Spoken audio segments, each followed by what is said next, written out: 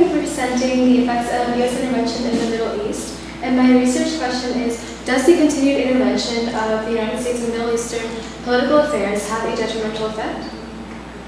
So in attitudes toward Muslim women in the West, there's this notion that Americans want to go and save these Muslim women. And basically, what this does is it reinforces this idea of superiority, Western superiority, which I will later talk about leads to hostility towards Americans.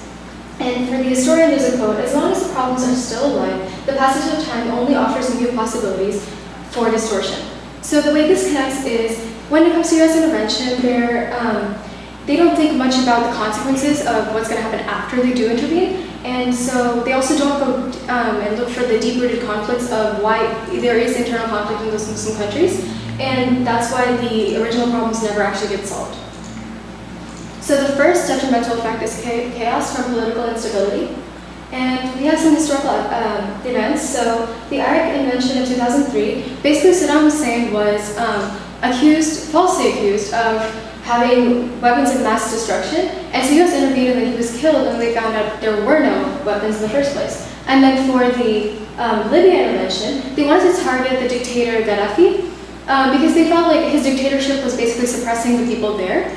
But while they thought that they were helping the nation, they really just added more chaos. Both of these cases, the death of the leader led to political instability.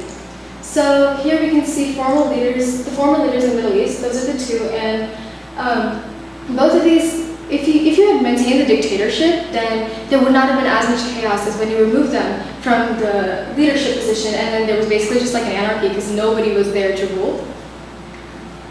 And one of the issues is, so misinformed actions can cause great chaos. The prime example of this is the false accusation of Saddam Hussein actually not owning those weapons at all.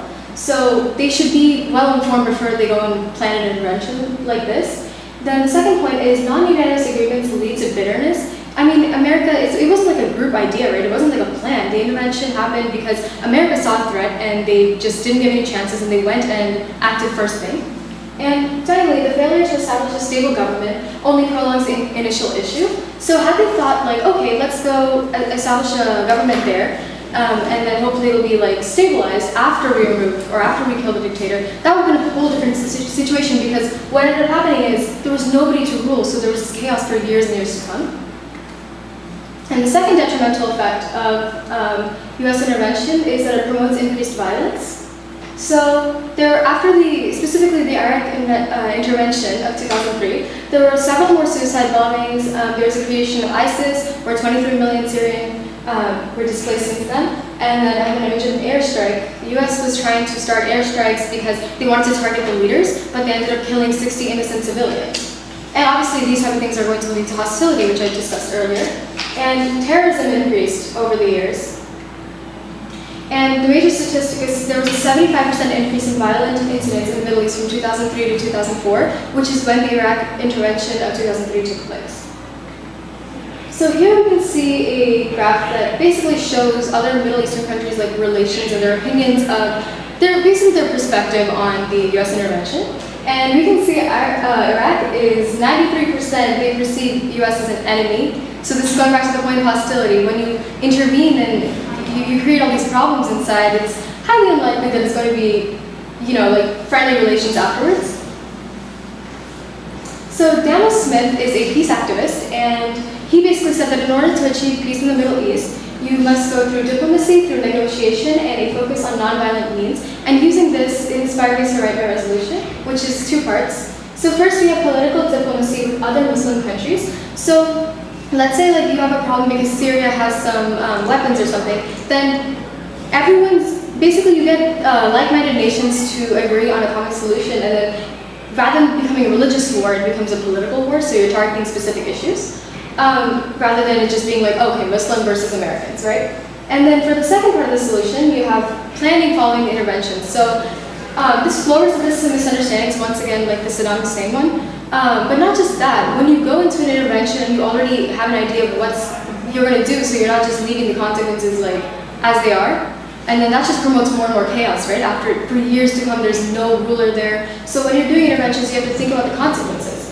So by planning before the intervention, it'll actually ensure the effectiveness in the intervention, and you'll end up succeeding. Limitations and implications of the first part, political diplomacy.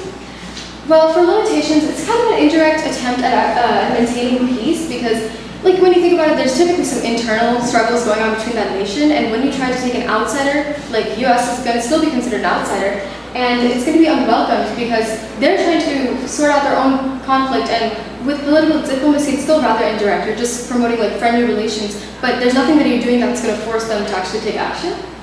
And the implications, considering if it's successful, then the previous internal struggle will be resolved, and there will be less violence and more security with the United States, so there will be less hostility overall.